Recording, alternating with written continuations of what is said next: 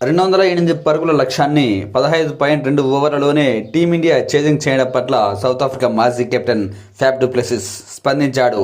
Team India batting చూశాక 200 కాదు 300 పరుగులు చేసినా టీమిండియా ఛేజింగ్ చేసేదేమో అనిపించింది.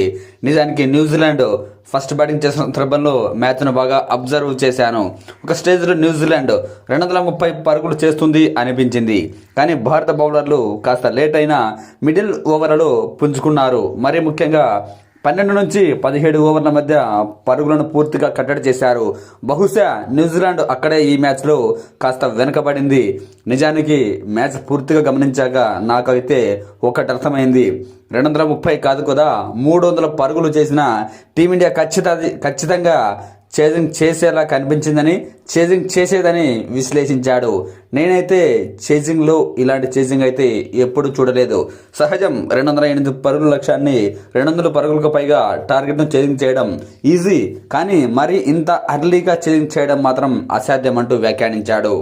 ఫస్ట్ బ్యాటింగ్ చేసిన న్యూజిలాండ్ 208 పరుగులు చేసింది. ఒకవేళ టీమిండియా టాస్ గెలిచి బౌలింగ్ తీసుకుంది, అలా కాకుండా ఫస్ట్ బ్యాటింగ్ చేసి ఉంటే ఖచ్చితంగా మరోసారి 250 పరుగులు చేసి మ్యాచ్ గెలిచేదని వ్యాఖ్యానించాడు.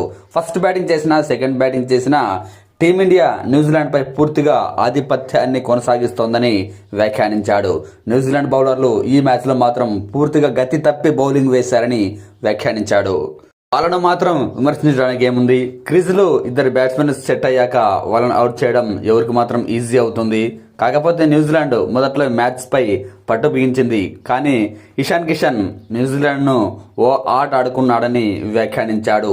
పవర్ ప్లేలోనే హాఫ్ సెంచరీ చేయడం నాట్ ఎట్ ఈజీ అంటూ కూడా డు ప్లెసిస్ చెప్పుకొచ్చాడు. ఇప్పుడున్న పోటీ పరిస్థితుల్లో టీమిండియాలోకి కమ్బ్యాక్ చేయడమే కష్టం. అలాంటిది కమ్బ్యాక్ చేసి ఇలాంటి బ్యాటింగ్ చేయడం ఇషాన్ కిషన్ టాలెంట్కు ఓ నిదర్శనం అంటూ చెప్పుకొచ్చాడు. ఇషాన్ కిషన్ ఇదే ఫామ్ను కంటిన్యూ చేయాలని ఫ్యాఫ్ డు ప్లెసిస్ ఆకాంక్షించాడు.